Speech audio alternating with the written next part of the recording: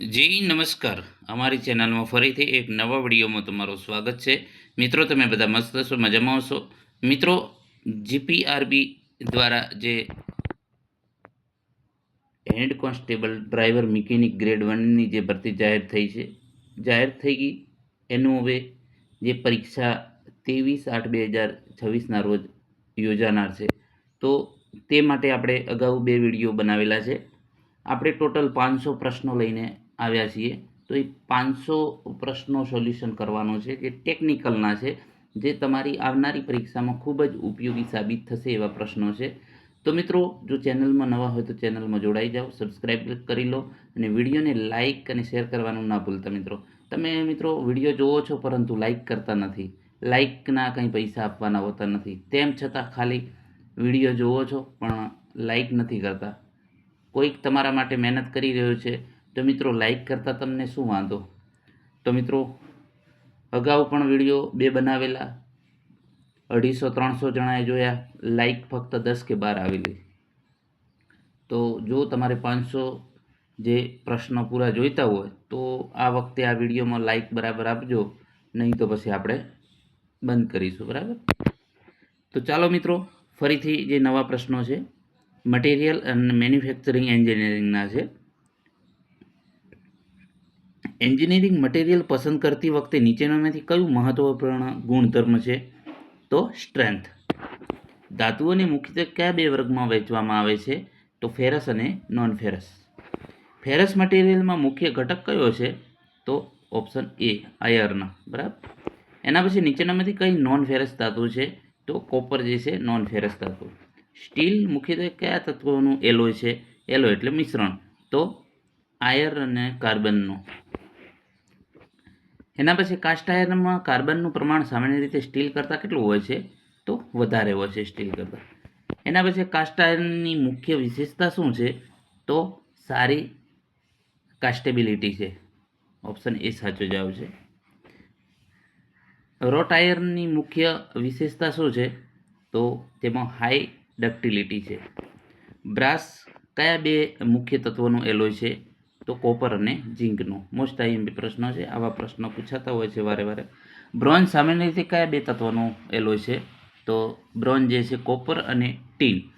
જો મિત્રો ચેનલમાં નવા હોય તો ચેનલને સબસ્ક્રાઈબ કરવાનું ન ભૂલતા, વિડીયોને લાઇક અને શેર કરવાનું ન ભૂલતા. આજે તબિયત બરાબર નથી, તેમ છતાં તમારા ઘણા મિત્રોના મેસેજ, ફોન આવેલા છે, એટલા માટે આ ઘણા મિત્રોએ મેસેજ કરેલો, ફોન કરેલો કે સર અમારા માટે વિડીયો બનાવો, પરીક્ષા નજીક આવી રહી છે. તો એ પ્રમાણે મિત્રો તમે પણ સાથ સપોર્ટ આપતા રહેજો, તો આપણે વધુ બીજા પણ વિડીયો તમારા માટે લાવીએ. એલ્યુમિનિયમની મહત્વપૂર્ણ વિશેષતા કઈ છે? તો લો ડેન્સિટી. બરાબર. કોપરની કઈ વિશેષતા તેને ઇલેક્ટ્રિકલ એપ્લિકેશન માટે ઉપયોગી બનાવે છે? તો હાઈ ઇલેક્ટ્રિકલ કન્ડક્ટિવિટી. બરાબર. હાર્ડનેસ એટલે શું? તો હાર્ડનેસ શું છે? તો કે આઇડેન્ટિફિકેશન અથવા તો વિયર સામે પ્રતિકાર કરવાની એની ક્ષમતા. બરાબર. ડક્ટિલિટી એટલે શું? તો કે સોરી દોસ્તો, તૂટ્યા વગર વાયરમાં ખેંચવાની જે ક્ષમતા છે એને ડક્ટિલિટી તરીકે ઓળખવામાં આવે છે. મેલિએબિલિટી એટલે શું? તો તૂટ્યા વગર શીટમાં હેમર જે ફોર્મ કરવાની જે ક્ષમતા છે, તૂટ્યા વગર જે શીટ ટાઈપનું. બરાબર. તો એને મેલિએબિલિટી કહેવામાં આવે છે. બ્રિટલનેસ એટલે શું? તો બ્રિટલનેસ એટલે કે નોંધપાત્ર પ્લાસ્ટિક ડિફોર્મેશન વગર તૂટવાની વૃત્તિ, એને બ્રિટલનેસ કહેવામાં આવે છે. ટફનેસ કોને કહેવામાં આવે છે? તો ફ્રેક્ચર પહેલાં એનર્જી એબ્ઝોર્બ કરવાની જે શક્તિ છે અથવા તો ક્ષમતા છે, એને ટફનેસ તરીકે ઓળખવામાં આવે છે. ઇલાસ્ટિસિટી એટલે શું? તો કે લોડ દૂર કર્યા પછી મૂળ આકારમાં પાછા આવવાની ક્ષમતા. રબર કે જે તમે, બરાબર, તો એ જે છે સ્પ્રિંગ છે, એમાંથી તમે લોડ ખેંચી લો અથવા તો લોડ ઉઠાવી લો તો એ પાછી એની મૂળ સ્થિતિમાં આવી જાય. પ્લાસ્ટિક ડિફોર્મેશન ક્યારે થાય છે? તો ઇલાસ્ટિક લિમિટ પછી. હીટ ટ્રીટમેન્ટનો મુખ્ય હેતુ શું છે? તો ધાતુના ગુણધર્મોમાં નિયંત્રિત ફેરફાર કરવા માટે. બરાબર. એનિલિંગ સામાન્ય રીતે ધાતુને કેવી બનાવે છે? તો સોફ્ટર અને વધુ ડક્ટાઇલ. એના પછી વાત કરીશું હાર્ડનિંગ પ્રક્રિયામાં સામાન્ય રીતે શું કરવામાં આવે છે તો યોગ્ય ટેમ્પરેચર સુધી ગરમ કરીને ઝડપી કુલિંગ કરવામાં આવે છે. એના પછી ટેમ્પરિંગ સામાન્ય રીતે હાર્ડનેસ સ્ટીલમાં શું કરે છે તો તેમાં બ્રિટલનેસ ઘટાડે છે.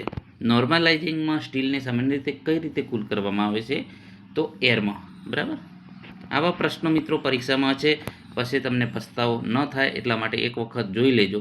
કેસ હાર્ડનિંગનો હેતુ શું છે તો સરફેસ હાર્ડ અને જે કોર રિલેટિવલી ટફ બનાવે છે. બરાબર, એનો હેતુ. કાર્બોરાઇઝિંગમાં સ્ટીલની સરફેસમાં મુખ્યત્વે શું ઉમેરવામાં આવે છે તો કાર્બન. નાઇટ્રેટિંગમાં સરફેસમાં મુખ્યત્વે કયા તત્વો પ્રવેશવામાં આવે છે તો નાઇટ્રોજન. કાસ્ટિંગ પ્રક્રિયામાં મોલ્ટન મેટલ ક્યાં રેડવામાં આવે છે તો મોલ્ડ કેવિટીમાં. કાસ્ટિંગમાં પેટર્નનો ઉપયોગ શા માટે થાય છે તો મોલ્ડ કેવિટી બનાવવા માટે. સેન્ડ કાસ્ટિંગમાં મોલ્ડ સામાન્ય રીતે ક્યાંથી બને છે તો મોલ્ડિંગ સેન્ડમાંથી. કાસ્ટિંગમાં રાઇઝરનું મુખ્ય કાર્ય શું છે તો મેટલને કટ કરવાનું. કાસ્ટિંગમાં સ્પ્રૂનું મુખ્ય કાર્ય શું છે કાસ્ટિંગમાં તો મોલ્ટન મેટલ માટે વર્ટિકલ પેસેજ આપવો એનું કાર્ય છે. ફોર્જિંગ પ્રક્રિયામાં મેટલનું મુખ્યત્વે કેવી રીતે શેપ આપવામાં આવે છે તો કોમ્પ્રેસિવ ફોર્સ દ્વારા. રોલિંગમાં મેટલ ક્યાં વચ્ચે પસાર થાય છે તો રોટેટિંગ રોલ્સમાં. એક્સટ્રુઝન પ્રક્રિયામાં મેટલને શું કરવામાં આવે છે તો સાચો જવાબ છે એ ડાય દ્વારા ફોર્સ કરીને બહાર કાઢવામાં આવે છે. ડ્રોઈંગમાં જે પ્રોસેસમાં મેટલને સામાન્ય રીતે શું કરવામાં આવે છે તો તેનો સાચો જવાબ છે ડાયમાંથી ખેંચવામાં આવે છે. વેલ્ડિંગ શું છે તો બે અથવા તો વધુ ભાગોને પરમેનન્ટ જોઈન્ટ દ્વારા જોડવાની જે પ્રક્રિયા છે એને વેલ્ડિંગ તરીકે ઓળખવામાં આવે છે. આર્ક વેલ્ડિંગમાં હીટ મુખ્યત્વે ક્યાંથી મળે છે તો ઇલેક્ટ્રિક આર્કમાંથી. ગેસ વેલ્ડિંગમાં સામાન્ય રીતે કયા ગેસ કોમ્બિનેશનનો ઉપયોગ થાય છે તો ઓક્સિજન અને એસિટિલિન. વેલ્ડિંગ ઇલેક્ટ્રોડનું મુખ્ય કાર્ય શું છે તો વેલ્ડિંગ આર્ક કરંટમાં માટે કંડક્ટિવ પાથ આપવો અથવા તો બનાવવો. સોલ્ડરિંગમાં ફિલર મેટલનું મેલ્ટિંગ ટેમ્પરેચર સામાન્ય રીતે કેટલા ઓછું હોય છે, કેટલા કરતાં ઓછું હોય છે તો 450થી ઓછું. બ્રેઝિંગમાં ફિલર મેટલનું મેલ્ટિંગ ટેમ્પરેચર સામાન્ય રીતે કેટલું હોય છે તો 450 સેલ્સિયસથી વધારે. લેથ મશીનનો મુખ્ય ઉપયોગ શું છે તો ટર્નિંગ. લેથમાં વર્કપીસ સામાન્ય રીતે શું કરે છે તો રોટેટ થાય છે. ટર્નિંગમાં કટિંગ ટૂલની મુખ્ય કઈ ગતિ હોય છે તો જે ફીડ મોશન સાથે વર્કપીસની રોટેશનલ મોશનના કારણે કટિંગ થાય છે. ડ્રિલિંગ મશીનનો મુખ્ય હેતુ શું છે તો સર્ક્યુલર હોલ બનાવવા. મિલિંગ મશીનમાં કટર કેવી ગતિ કરે છે તો રોટેટ. ગ્રાઇન્ડિંગ વ્હીલમાં અબ્રેસિવનું જે મુખ્ય કાર્ય શું છે તો મટીરિયલ છે રિમૂવ કરવું. બરાબર. શેપર મશીનમાં કટિંગ ટૂલની મુખ્ય ગતિ કેવી હોય છે તો રેસિપ્રોકેટિંગ. આવા પ્રશ્નો પૂછાય છે. જૂના પેપરો તમે જોઈ લેજો. આ જ ટાઈપના પ્રશ્નો હોય છે. મશીન જે છે ટૂલમાં કટિંગ ફ્લુઇડનો મુખ્ય હેતુ શું છે તો કુલિંગ અને લુબ્રિકેશન. હવે ઓટોમોબાઈલના પ્રશ્નો છે મોસ્ટ આઈએમપી. ઓટોમોબાઈલનું મુખ્ય કાર્ય શું છે તો લોકો અથવા તો સામાનનું પરિવહન કરવું. ઓટોમોબાઈલમાં ચેસિસનું મુખ્ય કાર્ય શું છે તો વિવિધ કમ્પોનેન્ટને સપોર્ટ આપવા માટે. ઓટોમોબાઈલના એન્જિનનું મુખ્ય કાર્ય શું છે તો કેમિકલ એનર્જીને મિકેનિકલ પાવરમાં રૂપાંતરિત કરવા માટે. ટ્રાન્સમિશન સિસ્ટમનું મુખ્ય કાર્ય શું છે તો ટ્રાન્સમિશન સિસ્ટમનું મુખ્ય કાર્ય એન્જિન પાવરને ડ્રાઇવિંગ વ્હીલ સુધી યોગ્ય સ્પીડ ટોર્ક સાથે પહોંચાડવી. ક્લચ સામાન્ય રીતે કયા બે ભાગો વચ્ચે પાવર ટ્રાન્સમિશનને કંટ્રોલ કરે છે તો એન્જિન અને ગિયરબોક્સ. ક્લચ ડિસએન્ગેજ કરવાથી શું થાય છે તો એન્જિન અને જે ટ્રાન્સમિશન વચ્ચે પાવર ફ્લો તાત્કાલિક અલગ થાય છે. સિંગલ પ્લેટ ક્લચમાં સામાન્ય રીતે કયો જે ફ્રિક્શન મેમ્બર હોય છે તો ક્લચ પ્લેટ. ક્લચ પ્લેટની બંને બાજુ સામાન્ય રીતે શું હોય છે તો ફ્રિક્શન લાઇનિંગ. ગિયરબોક્સનો મુખ્ય હેતુ શું છે તો વિવિધ સ્પીડ અને ટોર્ક રેશિયો આપવો. ઓટોમોબાઈલમાં રિવર્સ ગિયરનો હેતુ તો વેહિકલને પાછળ ચલાવવું.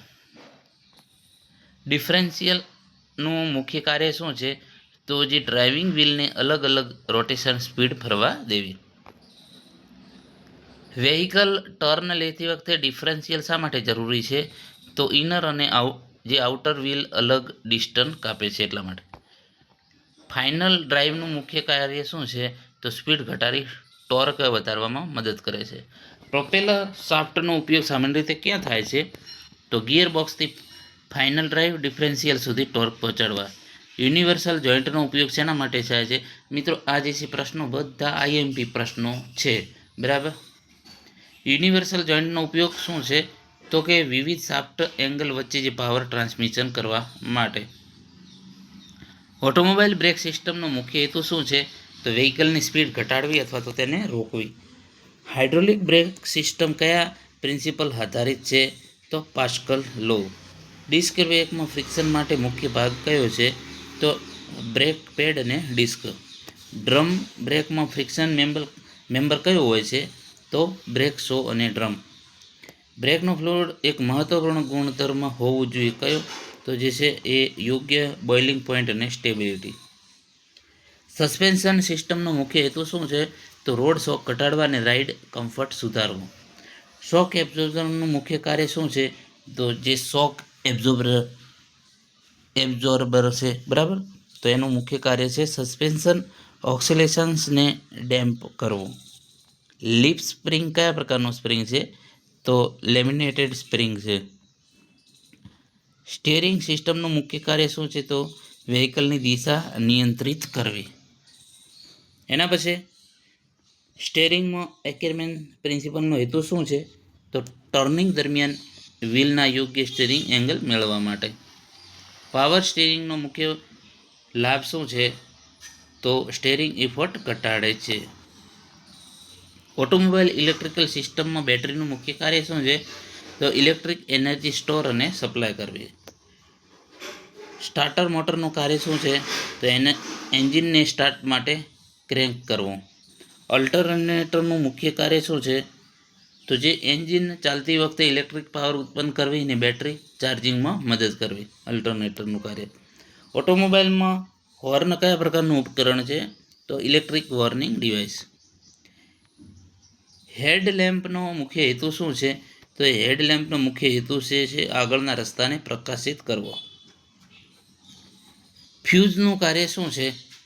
તો એક્સેન્સિવ જે કરંટ સામે સર્કિટનું રક્ષણ કરવું. વેહિકલ ટાયરમાં ટ્રેડનો જે મુખ્ય હેતુ શું છે? તો રોડ સાથે ગ્રીપ વધારવામાં મદદ કરવી. વ્હીલ એલાઇનમેન્ટમાં ટો શું દર્શાવે છે? તો વ્હીલની આગળની બાજુઓ વચ્ચેની રિલેટિવ એન્ગ્યુલર સેટિંગ. વ્હીલ બેલેન્સિંગનો હેતુ શું છે? તો રોટેટિંગ વ્હીલ એસેમ્બલીમાં અનબેલેન્સ ઘટાડવો. ટાયરમાં યોગ્ય ઇન્ફ્લેશન પ્રેશર શા માટે મહત્વનું છે? તો સેફ્ટી, હેન્ડલિંગ અને ટાયર લાઈફ માટે. રેડિયલ ટાયરમાં જે કોર એરેન્જમેન્ટ કેવી રીતે હોય છે? તો રેડિયલ ડાયરેક્શનમાં. વેહિકલ બોડીનું મુખ્ય કાર્ય શું છે? તો ઓક્યુપેન્ટ્સ અને કમ્પોનન્ટ માટે ઇન્ક્લોઝર એન્ડ પ્રોટેક્શન આપવું. એના પછી મોનોક્યુક કન્સ્ટ્રક્શનમાં બોડીનું કાર્ય શું છે? તો સ્ટ્રક્ચરલ લોડનો મહત્વપૂર્ણ ભાગ વહન કરે છે. ઓટોમોબાઈલમાં એર કન્ડિશનિંગ સિસ્ટમનો મુખ્ય હેતુ શું છે? તો કેબિનનું ટેમ્પરેચર અને હ્યુમિડિટી નિયંત્રિત કરવું. વેહિકલમાં સ્પીડોમીટર શું માપે છે? તો એની વેહિકલની સ્પીડ માપે છે. ઓડોમીટર શું દર્શાવે છે? તો એનું જે છે વ્હીકલ દ્વારા કાપવામાં આવેલું કુલ ડિસ્ટન્સ. આવા પ્રશ્નો પૂછાયેલા છે વારે. ટેકોમીટર સામાન્ય રીતે શું દર્શાવે છે? તો એન્જિન રોટેશનલ સ્પીડ. વેહિકલમાં ફ્યુઅલ ટેન્કનું મુખ્ય કાર્ય શું છે? તો ફ્યુઅલ સ્ટોરેજ કરવું. ફ્યુઅલ પંપનું મુખ્ય કાર્ય શું છે? તો ફ્યુઅલને એન્જિન સિસ્ટમ તરફ પહોંચાડવું. કેટાલિટિક કન્વર્ટરનો મુખ્ય હેતુ શું છે?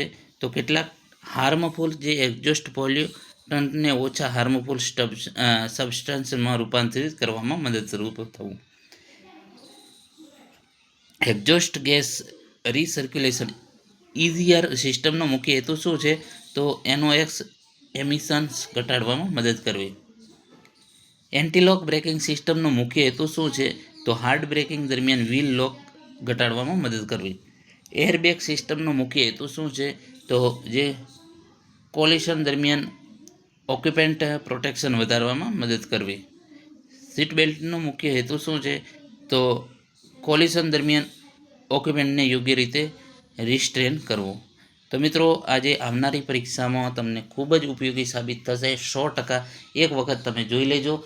અને 300 પ્રશ્ન ક્લિયર કર્યા.